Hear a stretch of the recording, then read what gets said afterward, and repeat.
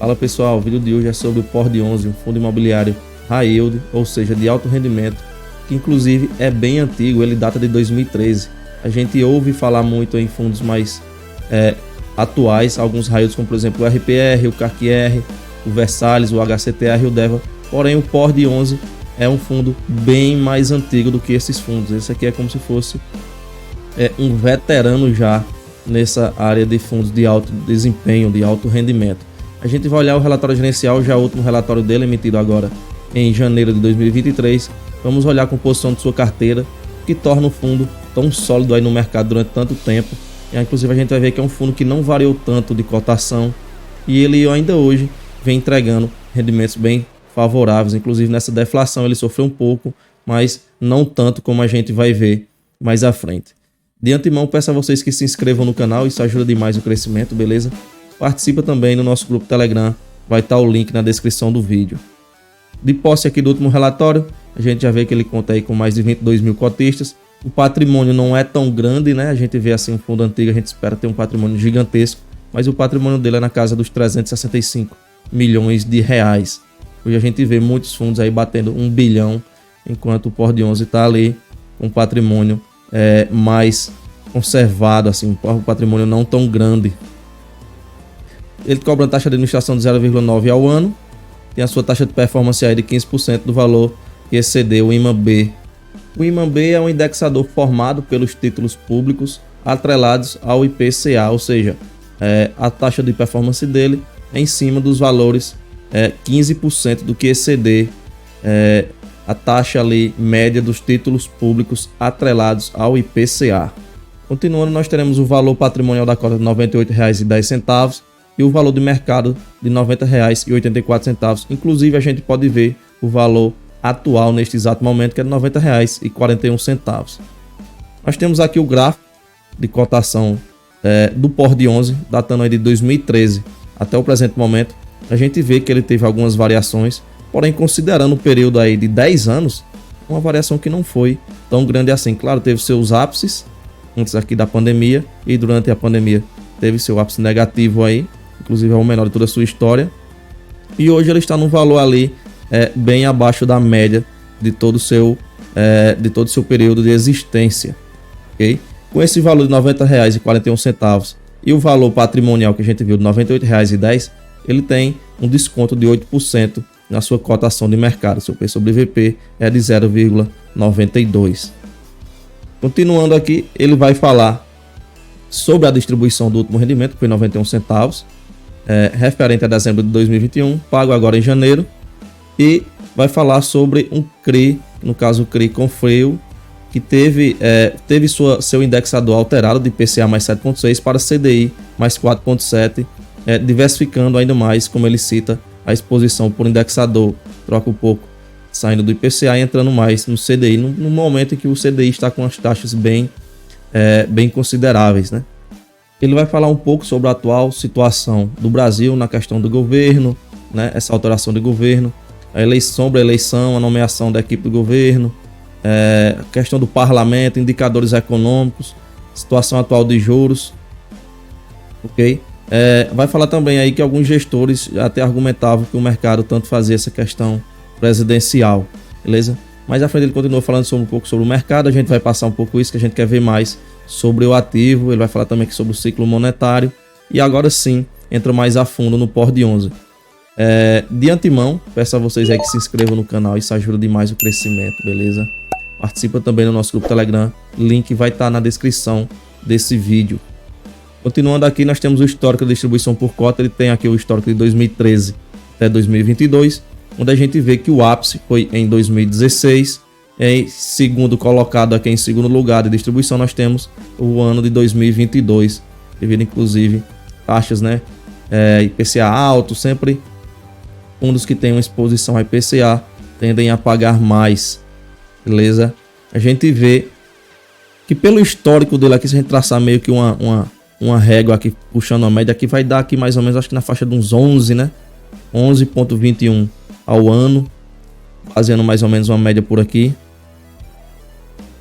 Quanto ao ano de 2022, a gente vê o detalhamento dos pagamentos teve seu ápice ali em junho de 2022, chegando a pagar incríveis R$ 1,72, que é um dividend yield muito alto para um fundo aí base 100. Os últimos 3 meses aí sofreu bem com a deflação, né?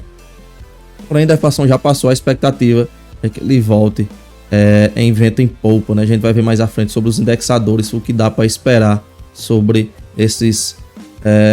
essas variações aí do IPCA, que agora já temos o IPCA como positivo.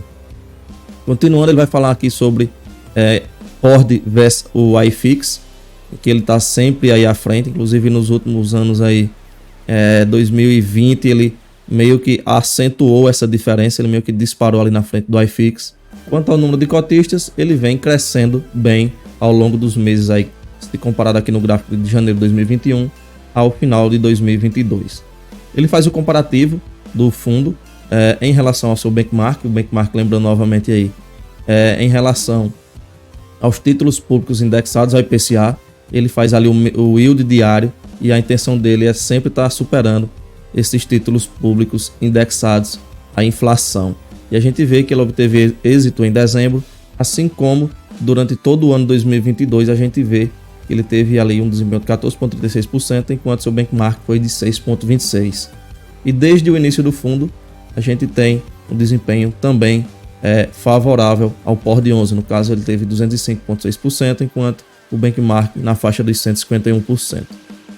Temos aqui a DRE do fundo, não tem tanto detalhe, que era até interessante que viesse aqui a correção monetária, que é o que impactou bastante nesse período de deflação.